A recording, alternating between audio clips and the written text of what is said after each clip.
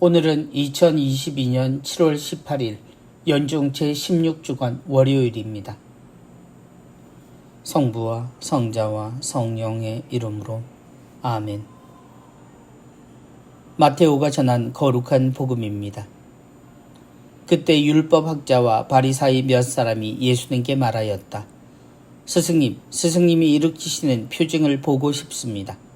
그러자 예수님께서 대답하셨다. 악하고 절개 없는 세대가 표징을 요구하는구나. 그러나 요나 예언자의 표징밖에는 어떠한 표징도 받지 못할 것이다. 요나가 사흘 밤낮을 큰 물고기 뱃속에 있었던 것처럼 사람의 아들도 사흘 밤낮을 땅속에 있을 것이다.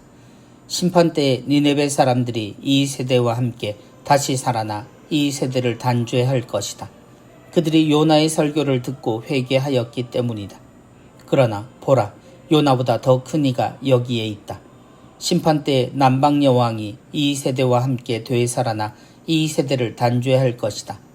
그 여왕이 솔로몬의 지혜를 들으려고 땅 끝에서 왔기 때문이다. 그러나 보라, 솔로몬보다 더 큰 이가 여기에 있다.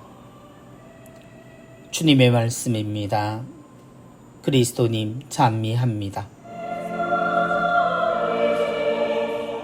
악하고 절개 없는 세대가 표징을 요구하는구나. 처음 예수님에 대한 이야기를 접하는 이들에게 주님의 가장 큰 이미지는 무엇일까 생각해 봅니다. 하느님을 전지전능으로 표현하는 이에게 하느님의 존재와 예수님의 존재는 절대자의 이미지가 큽니다.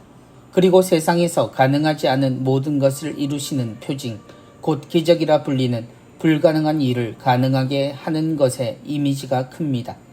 선행이라 보기에 불치의 병이나 장애가 고쳐지는 일들은 그 크기가 너무나 크고 그것이 하느님의 증거가 되는 것은 당연한 일처럼 느껴집니다. 그래서 종교에 접한 이들은 이런 일들을 직접 경험하거나 목격하기를 바라곤 합니다. 스승님, 스승님이 일으키시는 표징을 보고 싶습니다. 예수님을 찾아온 율법학자들과 바리사이 몇 사람은 예수님께 표징을 요구합니다. 하느님 말씀의 전문가인 그들이 예수님께 요구한 표징은 우리가 생각하는 것 이상의 의미를 지닙니다. 그들에게 예수님은 그들과 같은 자리에 없는 사람입니다. 그럼에도 하느님을 말하고 누구보다 의인처럼 행동하는 사람입니다. 그러나 그는 율법학자도 바리사이도 아니기에 그들은 다른 것으로 그분을 시험하려 합니다. 인정받으려면 그 능력을 하느님이 주신 것인지 보여라는 요구인 셈입니다.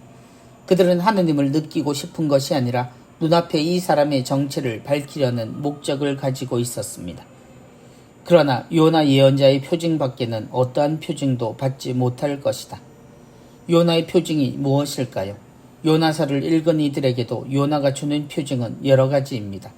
신기한 일이라면 그가 물고기 뱃속에서 사흘을 지낸 것일 수도 있습니다. 그러나 그에게 일어난 가장 중요한 일은 하느님께서 그를 통해 니네베 사람들을 구하셨다는 것입니다. 물고기 안에서의 사흘은 사실 그를 죽지 못하게 하신 하느님의 일이었습니다. 그는 전혀 원하지도 않았는데 말입니다. 보라, 요나보다 더 큰 이가 여기에 있다. 이 말씀을 들어보면 예수님의 표징은 요나가 하느님 구원의 도구가 된 것을 뜻한다고 보아야 합니다. 그는 자비로운 하느님을 아는 사람으로서 끝까지 하느님의 사랑에 불만을 터뜨리지만 예수님께서는 이런 세상을 구하시려 당신 스스로 사람이 되어 오셨고 하느님을 전하고 계시기에 그분은 요나보다 더 크신 분이십니다. 주님은 아버지의 뜻에 함께 하시고 심판이 아니라 구원을 선포하시고 이끄셨음을 아는 우리는 주님의 참 표징의 크신 사랑을 깨달아야 하겠습니다. 성부와 성자와 성령의 이름으로 아멘.